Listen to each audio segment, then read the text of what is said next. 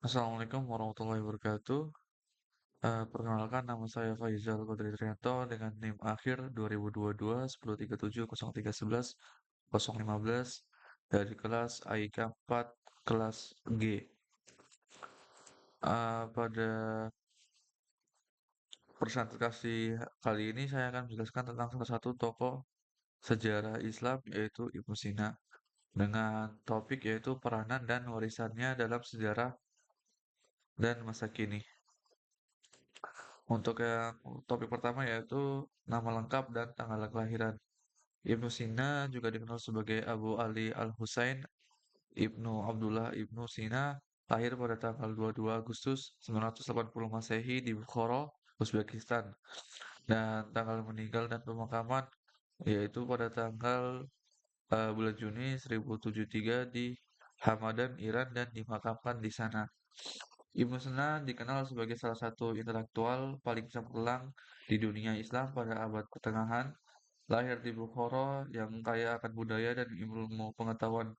Ibnu Sina menunjukkan kecenderungan luar biasa dalam belajar sejak usia muda. Ayahnya adalah seorang bangsawan dari Baghdad dan memberikan Ibnu Sina akses kepada pendidikan yang luas di bidang ilmu pengetahuan, matematika, dan agama Islam. Ibnu Sina menunjukkan minat awalnya dan dalam ilmu kedokteran dan filsafat yang kemudian membentuk landasan bagi karir dan kontribusinya yang monumental dalam sejarah ilmu pengetahuan. Selanjutnya yaitu pendidikan dan pembelajaran Ibnu Sina. Pendidikan awal Ibnu Sina menerima pendidikan awalnya di Bukhara, fokus pada Al-Quran, ilmu-ilmu agama, dan ilmu-ilmu dasar lainnya. Kemudian studi kedokteran. Pada usia muda, Ibnu Sina mulai belajar kedokteran dari mentor-mentor terkemuka di Bukhara dan sekitarnya. Kemudian beliau berpindah dan melanjutkan studinya. Ibnu Sina kemudian pindah ke Jurjan atau di daerah Gorgan di bagian Iran untuk memperluas pengetahuan dalam bidang kedokteran dan ilmu pengetahuan alam. Pengaruh ayahnya sangat kuat. Ayah Ibnu Sina, seorang bangsawan dan gubernur, memfasilitasi aksesnya ke sumber daya pendidikan yang luas di kota-kota terkemuka pada masa itu, memungkinkan Ibnu Sina untuk mengejar minatnya dalam kedokteran dan filsafat dengan mendalam. Kemudian pengembangan pengetahuan, selama masa belajarnya, Ibnu Sina tidak hanya mempelajari kedokteran praktis, tetapi juga memperdalam pemahamannya tentang ilmu alam dan filsafat Yunani klasik, yang menjadi dasar pemikirannya yang inovatif dalam mengintegrasikan pengetahuan dari berbagai tradisi intelektual. Kemudian, kontribusi terhadap ilmu pengetahuan. Pendidikan Ibnu Sina tidak hanya membentuk landasan profesionalnya sebagai dokter, tetapi juga menyiapkan landasan teoritis yang kuat bagi karya-karyanya dalam bidang filsafat dan sains, yang kemudian mempengaruhi perkembangan ilmu pengetahuan di dunia Islam dan Eropa. Adapun karya ilmiah Ibnu Sina seperti kitab Al-Qanun fi Al-Tib atau The Canon of the Medicine, kemudian ada kitab Al-Shifa atau The Book of Healing, kemudian ada kitab Al-Najat atau The Book of Salvation, kemudian ada kitab Al-Isyarat wa Al-Tanbihat. Yang pertama yaitu kitab Al-Qanun fi Al-Tib, karya monumental Ibnu Sina yang menjadi salah satu ensiklopedia medis paling berpengaruh dalam sejarah, kemudian terdiri dari 5 volume yang mencakup berbagai aspek kedokteran termasuk anatomi, fisiologi, etiologi, farmakologi, dan prinsip-prinsip pengobatan. Kemudian diterjemahkan ke dalam bahasa Latin pada abad ke-12 yang mempengaruhi perkembangan ilmu kedokteran di Eropa selama berabad-abad. Kemudian kitab kedua yaitu The Book of Healing, karya filosofis Ibnu Sina yang mencakup berbagai disiplin ilmu termasuk logika, matematika, metafisika, dan etika, dan memadukan pemikiran Yunani klasik dengan tradisi filosofi Islam, memberikan sumbangan besar terhadap perkembangan filsafat dan ilmu pengetahuan di dunia Islam. Kemudian ada kitab ketiga, karya lain dalam bidang filsafat yang membahas masalah etika, psikologi, dan metafisika. Dan yang keempat yaitu karya tentang filsafat dan teologi yang memberikan sumbangan signifikan terhadap pemikiran Islam. Adapun inovasi kedokteran yang dilakukan oleh beliau pada kitab Al-Qanun fi Al-Tib yang tidak hanya mengumpulkan pengetahuan kedokteran dari berbagai sumber, tetapi juga menyajikannya dalam format yang sistematis dan terstruktur, mempengaruhi pendekatan ilmiah terhadap kedokteran di dunia Islam dan Eropa. Yang Yang kedua yaitu kedudukan dalam dunia pengetahuan. Karya-karya Ibnu Sina ini tidak hanya dihargai di dunia Islam pada zamannya, tetapi juga mempengaruhi pemikiran dan ilmu pengetahuan di Eropa Barat, terutama melalui terjemahan-terjemahan bahasa Latin pada abad pertengahan. Yang terakhir yaitu warisan intelektual. Kontribusi Ibnu Sina melampaui bidang kedokteran dan filsafat, meliputi matematika, kimia, musik, dan astronomi, yang menjadikannya salah satu intelektual terbesar dari zaman keemasan Islam. Adapun metode dan pendekatan ilmiah yang dilakukan oleh Ibnu Sina, yang pertama metode observasi dan eksperimen. Ibnu Sina menganut pendekatan ilmiah yang berbasis pada observasi sistematis dan eksperimen.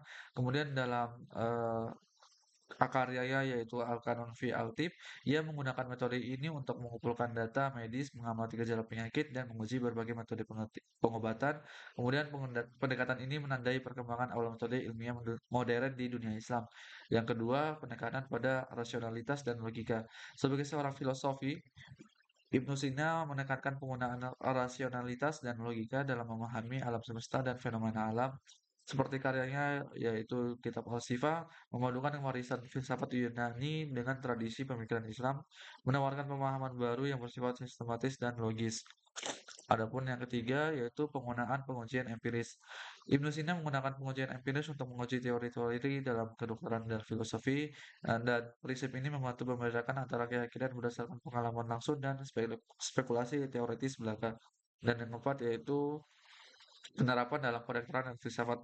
Dalam kedokteran, pendekatan ilmiah Ibnu Sina mempengaruhi pengembangan diagnosa dan pengobatan yang berbasis bukti. Yang ke selanjutnya yaitu dalam filsafatnya menggunakan logika dan metode rasionalnya yang menginspirasi para pemikir di Eropa dan dunia Islam untuk mengembangkan metode ilmiah yang lebih sistematis. Dan selanjutnya yaitu ada kontribusi Ibnu Sina dalam filsafat dan ilmu pengetahuan. Yang pertama dalam bidang filsafat dan metafisika. Ibnu Sina dikenal karena karyanya yang mendalam dalam bidang filsafat, terutama dalam metafisika, yang seperti pada karyanya yaitu Kitab Al-Syifa, ia menguraikan pandangannya tentang alam semesta, Tuhan, dan esensi eksistensi. Yang kedua yaitu teori kesehatan dan kedokteran.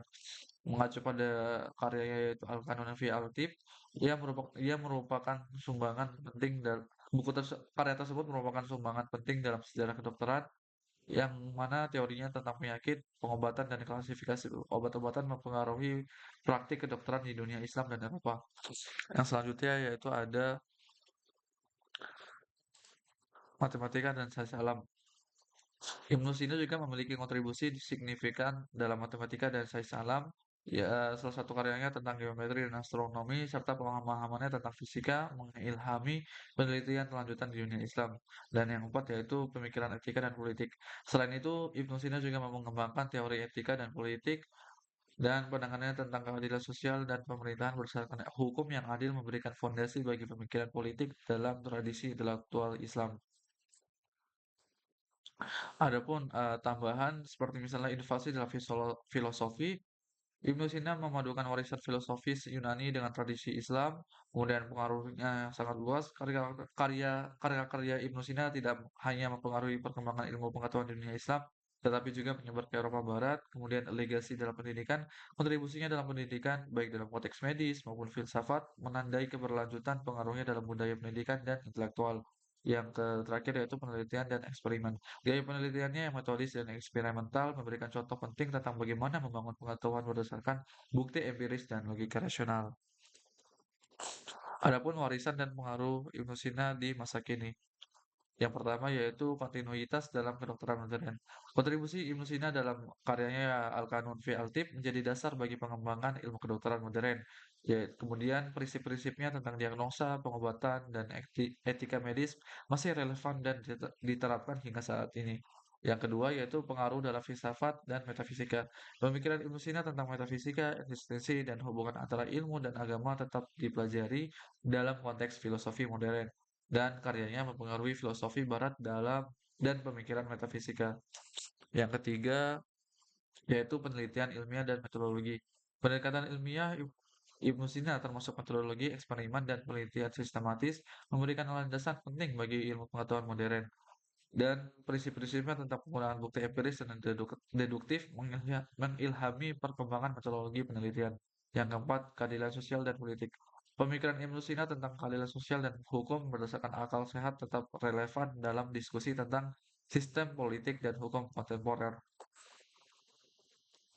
Adapun, tambahan yaitu pembaharuan dan adaptasi.